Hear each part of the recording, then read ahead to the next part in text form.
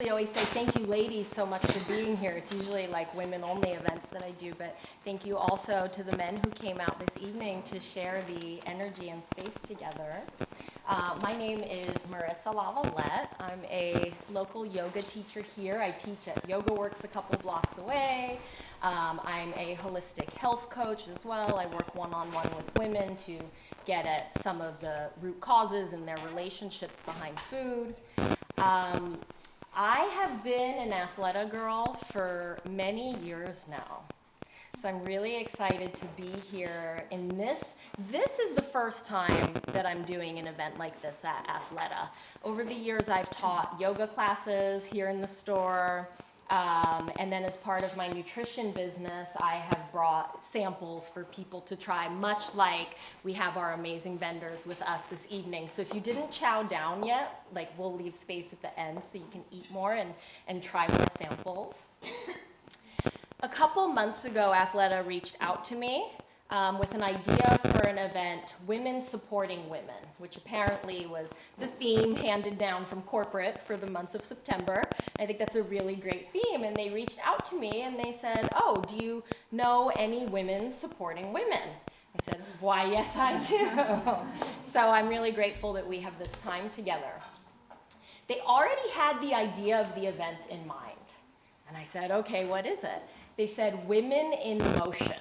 I was like, I really like that, right? It's like you walk into the store and I see a woman in motion and I see the girls over there in the girl brand in motion, lots of women in motion. It brought to mind for me the flow state. What is the flow state? Can anyone describe the flow state? What does it mean when you are in flow? And if you can't describe it, then tell us what it feels like. And as I used to say when I was a middle school teacher, I'll wait.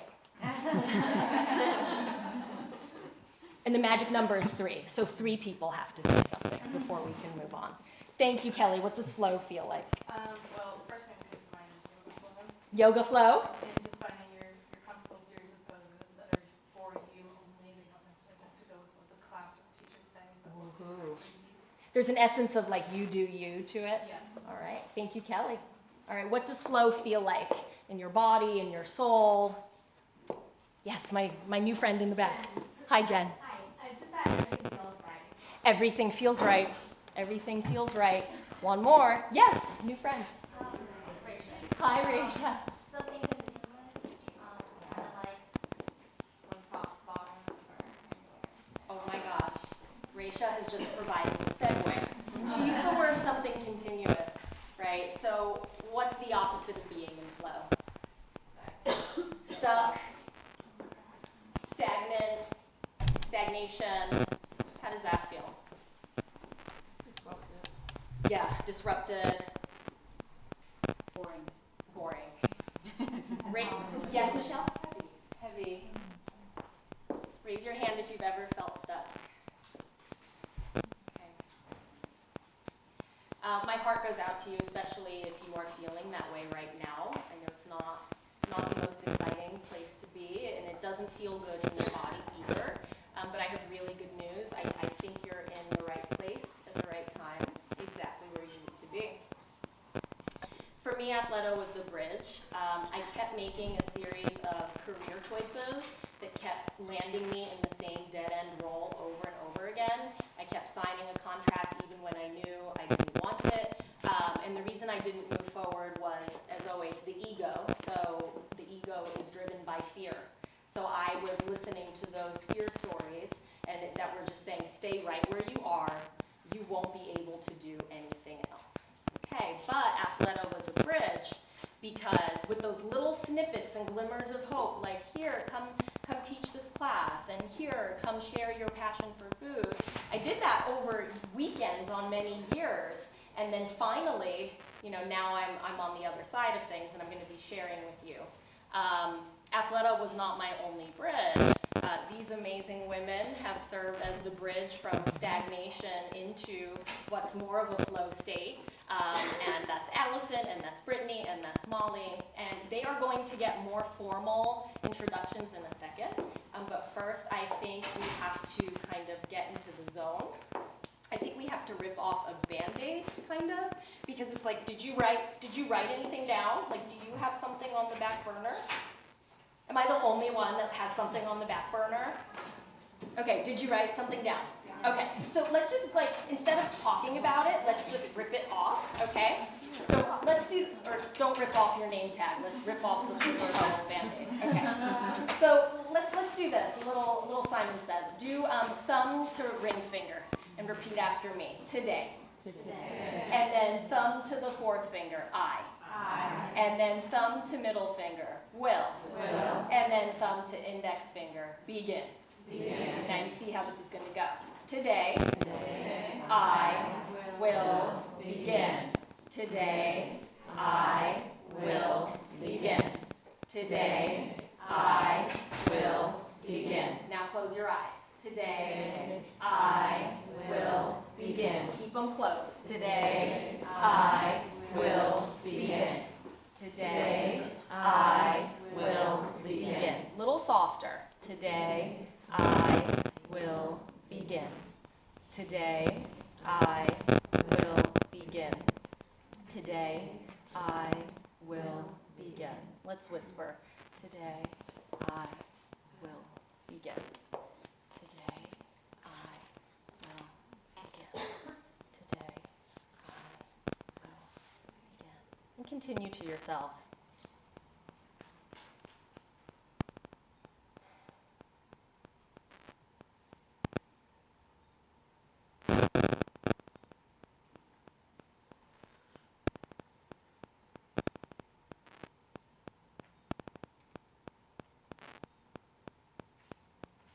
Take 3 more rounds quietly by yourself.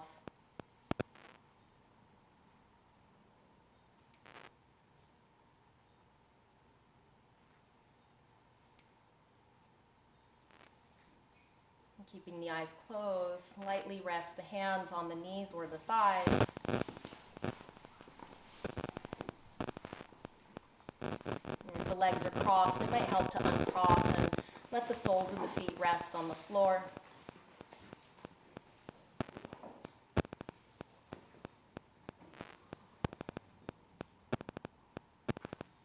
As you repeated those words, a vibration filled this room.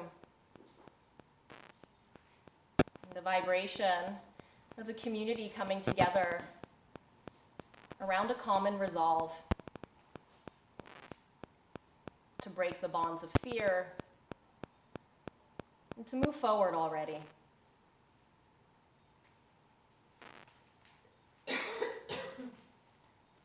You're doing great. But there's someone in your mind who is having a meltdown right now, and that is your ego. And the ego feels this solemn vow that you have made in your heart to move forward, to cast off things that no longer serve you. And frantically, the ego is leafing through that well-worn Rolodex of excuses. I'll do it when I lose weight. I'll do it when wedding season is over.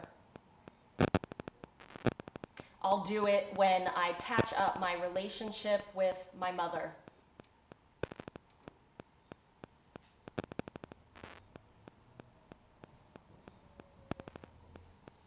And this evening, we're gathered here together so that you can feel the collective energy of everyone in this room who wants to see you pry your ego's gnarled hands off of the steering wheel.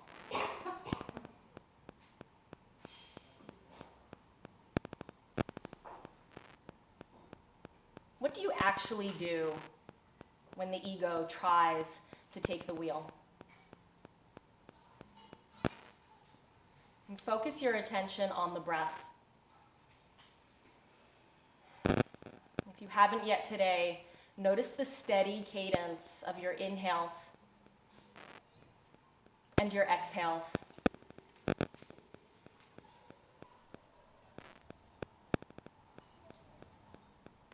Your breath is a gift from the universe. It's a built-in metronome to keep you tethered and grounded in your resolve.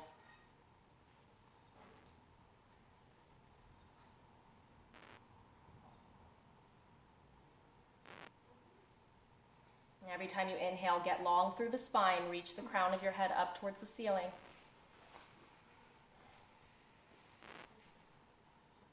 And every time you exhale, press down into the parts of the body that touch the floor or touch the chair.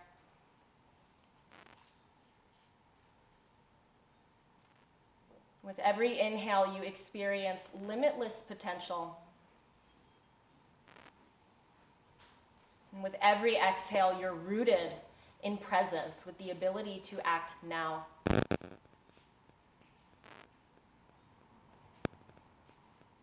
rest one hand on your heart and one hand on your lower belly. All I ask from you, from us this evening, is that we engage in these conversations from these places of intuition in the body. From the place of love, from the place of guts and intuition. This evening we'll give the thinking mind a rest. Relax all of the muscles of the face. Unfurrow your brow.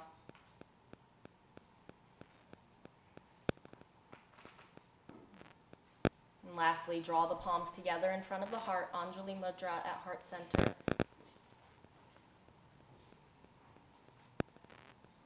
Your solemn vow for this evening is to begin the process of the manifestation of your project on the back burner. Today, we will begin.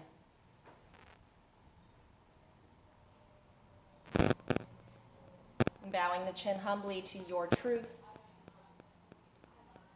Slowly take your time, blink the eyes open. Come on back into the room.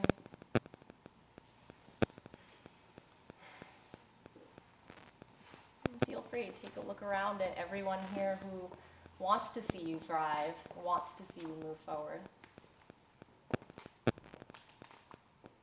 Okay, special introductions. Allison Smith is the owner and co-founder of The Space SF. It's a couple blocks away from here on Fillmore Street. She's a yoga teacher extraordinaire. She came up with a solution to a problem that I face and that many yoga teachers face. I know there are many yoga teachers in the audience this evening. We are always scrambling to find space to meet with clients or film YouTube videos or even just do our own practice, heaven forbid, right? So she came up with a place called The Space where we can do just that. Thank you, Allison, for being here. We have my friend Brittany Bijan. Thank you for joining us all the way from Sonoma. This is your big night out in San Francisco. Thank you. I met Brittany through so many different avenues. We met in yoga. Then I got to witness her in action as the owner of Harlan and Sparrow Events. It's a wedding and event planning company based in Sonoma. And then also, she is currently moving forward on what was on her back burner, the Copper Rose. So at the beginning of 2020, she's launching a new brand, and she will tell us more about that. Thank you. And we have Molly Lowry. Okay, holistic health coach extraordinaire. So I call myself a health coach, but it was actually this woman, Molly, whose knowledge and just intimate understanding of the workings of the energy systems of the body, it was my conversations with her that really caused me to enroll in nutrition school. And Molly is going to insert snippets about gut health and how that affects your entire life. And thank you so much for being here. Thank you. All right.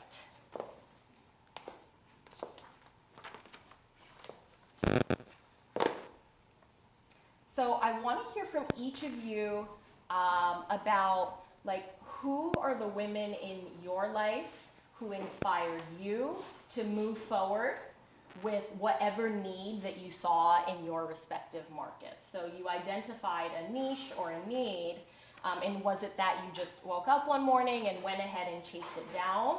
or can you pinpoint any specific people in your life who influenced you to move forward? Does it have to be women? No, it doesn't have to be women. It does Okay. not have to be women. Because there's a lot of amazing women that I've met, including Marissa and my friend Pam right here, and other women I've met in health and wellness and my nutrition program that have just really inspired me to, they have empowered me and kind of uplifted me and have seen the value in my offerings when I couldn't see it myself. But I think the number one person was my father, who is an entrepreneur and started his own company and has always pushed me to just kind of be outside of the box and make a career out of something that I really love. And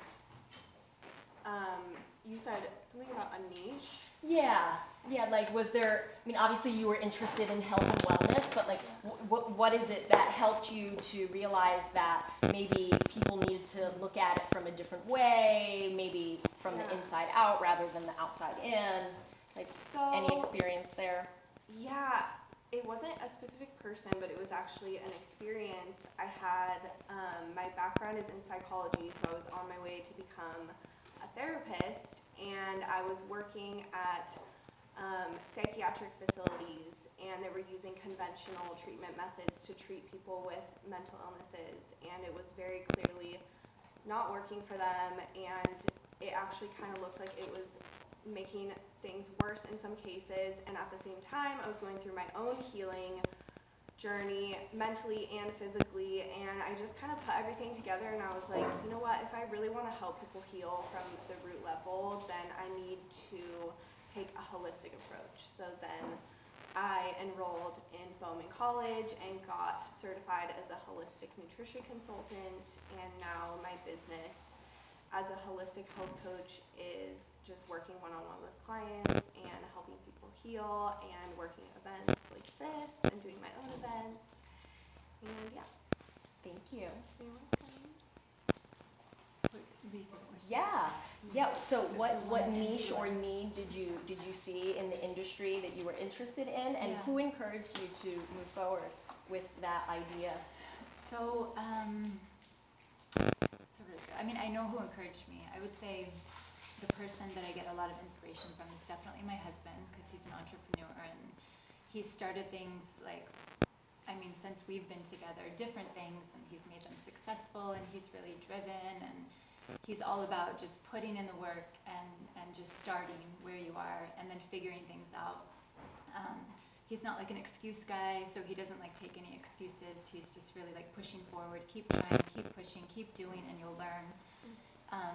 And that's been massive for me, because I feel like before I met him, I was lacking a little bit of that in myself for sure. And he definitely saw things in me that just allowed me to flourish. I don't know how else to describe it, but I would say for sure my husband's number one.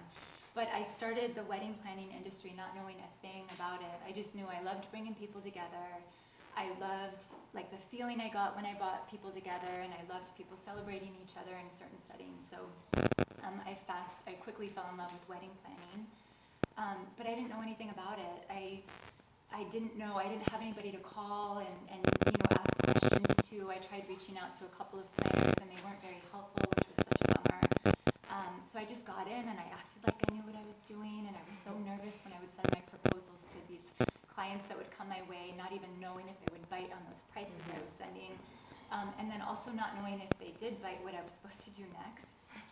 So I know it was like, I'm like, I hate when that happens. Just always just kind of questioning myself and wondering if I was doing the right thing, but I just kept pushing, and I was nervous a lot of the time, but then I got a hold of it and I grew, and I felt like with every event I learned something different, and then I implemented new systems for the next event, and then before I knew it, I definitely had it down pretty well, but again, with every event something new came up, and then from that, what I found as far as something that was just for me that was missing in the industry is when I would go into an event, I would rent from like 4 different rental companies, and just wishing that I had control of that, like I had control of my inventory for things that spoke to me, because I'm definitely on the design side of things for sure, and I had planted the seed in my household with my husband, but I was pregnant with our 4th baby, so it definitely wasn't the right time. But fast forward to, she's 2.5, and now we felt like it was the right time, so I am not doing wedding planning anymore, and I'm starting a rental company, an event rental company. So that's going full force, and we're supposed to launch in February or March of 2020.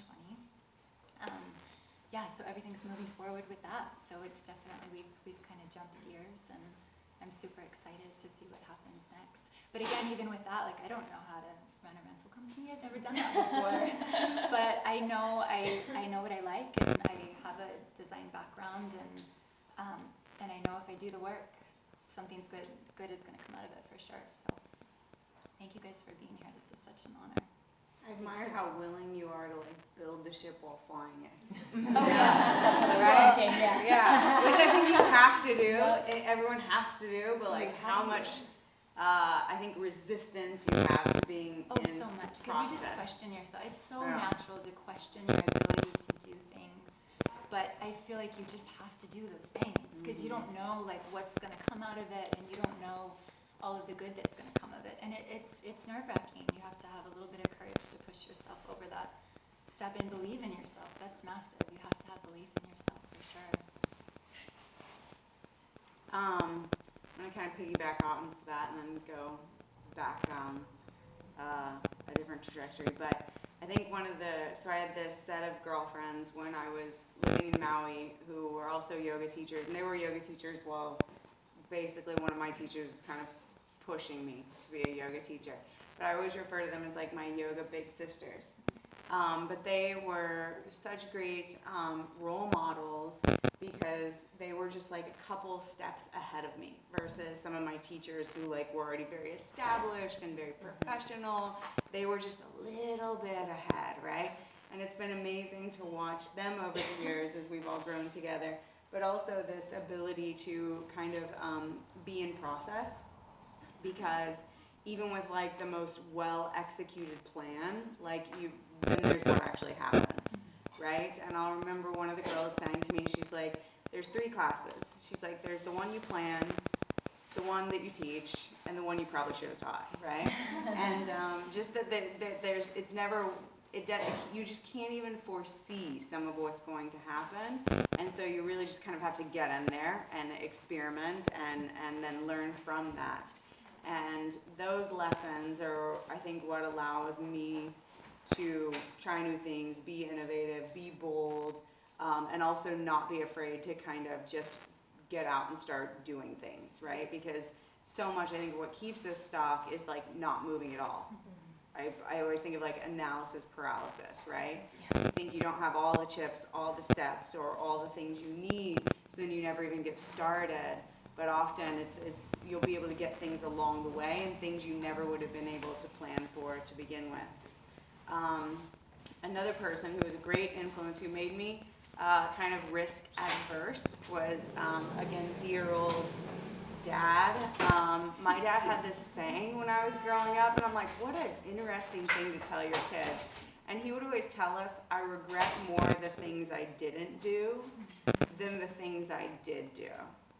Which was like completely the opposite of my mother, who was like, plan, don't take any risks, very like in the box, which is good because then I got structure that way, right?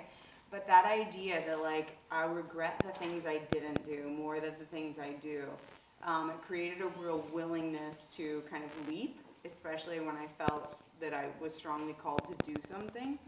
And so I kind of grew up with that more willing to take risks that way.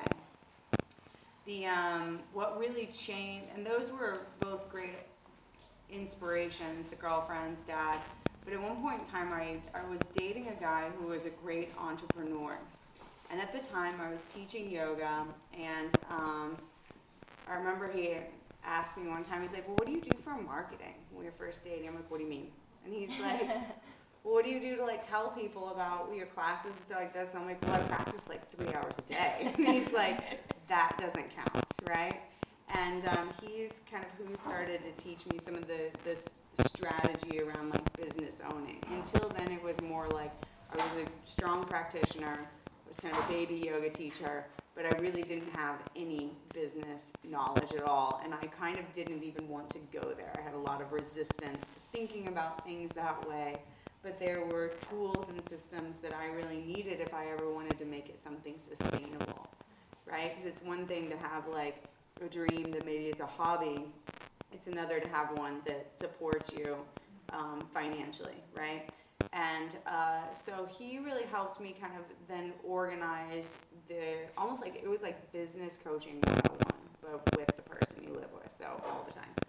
Right? Like a very intense crash course. And so it was great to have that in my life at that time. And most recently, and especially with,